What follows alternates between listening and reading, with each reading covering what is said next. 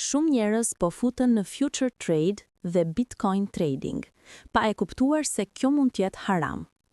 Pse?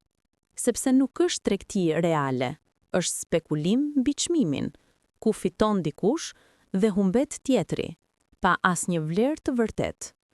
Në Islam, fitimi duhet të vijë nga punë reale, pasuri reale, jo nga bixhozja apo parashikimi i fatit. Bitcoin sot është bërë si një lojë, ku njerëzit humbin kursimet për një pamp të rrem. Kjo nuk është investim, është rrezik dhe mashtrim. Nëse do të mbrosh paran tënde, shiko drejt floririt, argjendit ose aseteve reale që kanë vlerë me kohën. Mos u mashtro nga reklamat dhe influencerët e kriptos. Mos e humb bekimin për një fitim të shpejtë.